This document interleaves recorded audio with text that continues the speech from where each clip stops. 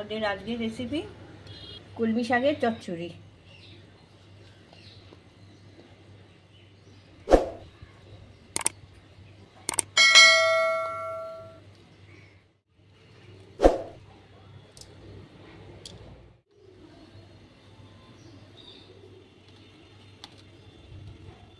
এগুলো কলমি শাক।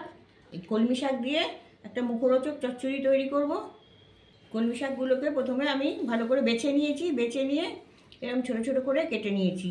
এবার আমি পরিষ্কার করে এবার ধুয়ে নেবো। আবার আপনারা আগেও ধুয়ে করতে পারেন।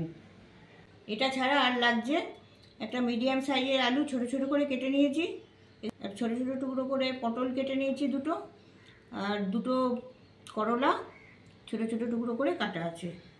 প্রথমে কড়ায় 1 চা চামচ তেল দিয়ে দিচ্ছি, অল্প কিছু বড়ি এতে দিয়ে একটু ভেজে নিচ্ছি। বড়িগুলো ভাজা হয়ে গেছে। এগুলো মুসুর ডালের বড়ি, আপনারা মটর ডালের বড়িও দিতে পারেন।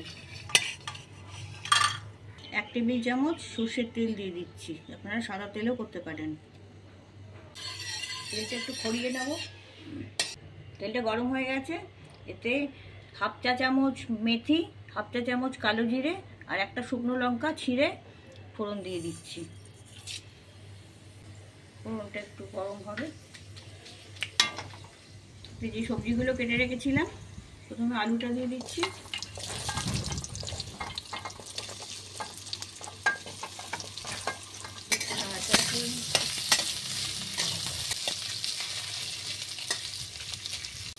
আর পটলটা কেটে রেখেছিলাম, দুটো দিয়ে দিচ্ছি একসাথে। আপনারা যদি মনে করেন যে উচ্ছেটা খাবেন না, তাহলে উচ্ছেটা বাদ দিয়ে দিতে পারেন। আলু পটলগুলো ভালোই হবে, কিন্তু উচ্ছেটা দিয়ে করলেও আরও ভালো লাগবে। এগুলো একটু ভেজে নেবো।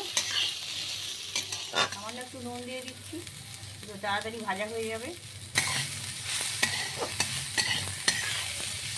মিনিট ভাজা হয়ে গেছে। সবজিগুলোর গায়ে লালচে দাগ এসে গেছে, এগুলো আর না ভাজলেও হবে। এবার যে শাকটা কেটে রেখেছিলাম সেই শাকটা আমি দিয়ে দিচ্ছি। এটা একাকি কলমি শাক আছে, এটা ভাজা খেতেও ভালো লাগবে। এবং ভাজাটা আমি পরে অন্য কোনো ভিডিওতে দেখাবো। কলমি শাকটা অল্প করে ভেজে নেবো। কলমি শাকটা গরমকালে খাওয়া খুব ভালো। এটা জলের শাক, এতে জলের পরিমাণ অনেক থাকে, আর এটা খেলে শরীর ঠান্ডা থাকে, পেট ঠান্ডা থাকে।